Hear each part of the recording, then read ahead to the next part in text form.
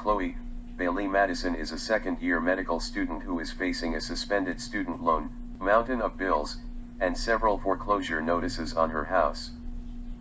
She has talked to the financial regional manager numerous times before calling him, explaining to him her dad's life insurance never paid out because suicide wasn't covered.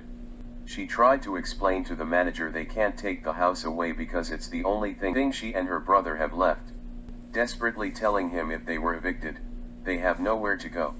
Suddenly she hears silence from her phone.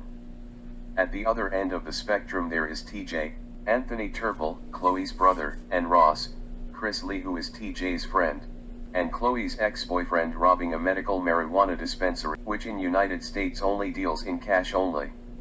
The robbery went sideways. Ross and TJ both got shot and TJ took off in the car with Ross bleeding on the pavement. After Sheriff Duggan, Chris Butler arrived at the robbery scene, barely checking Ross's health condition, quickly radioed the coroner for the meat wagon to arrive ASAP. His reasoning was he didn't want the locals looking at a dead hoodlum bleeding in the street. Meanwhile, TJ ran back to his house so Chloe could treat his bullet wound. While Chloe desperately thinking and asking TJ if he covered all his tracks so the robbery wouldn't lead back to him, he suddenly realized they planned the whole robbery with all the details on Ross's phone. Chloe reached a conclusion. They need to get Ross's phone. Chloe came to a decision. With regional budgets being cut, the morgue is pretty much a one-man shop, and the sheriff's department is overworked and understaffed.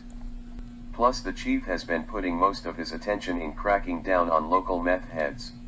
Chloe found out by listening to the news an hour before they brought Ross's body in. A girl was killed when her car hit a tree. Chloe grasps the idea there will be at least 2 bodies in there with one coroner, which will buy them time to get inside and find Ross's phone. How in the world are they going to do that? Hey, Dad!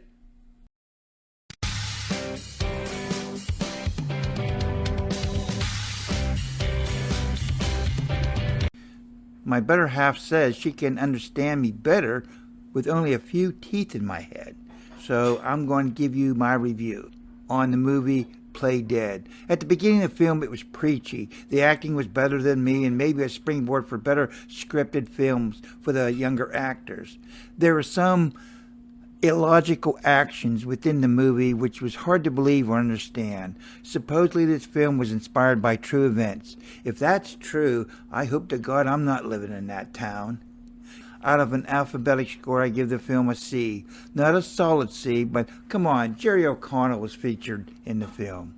My true nice people who can pull off pure evil, I would say, would be Samuel Jackson, Andy Griffin, Eddie Albert, Kathy Bates, and of course, Anthony Hopkins.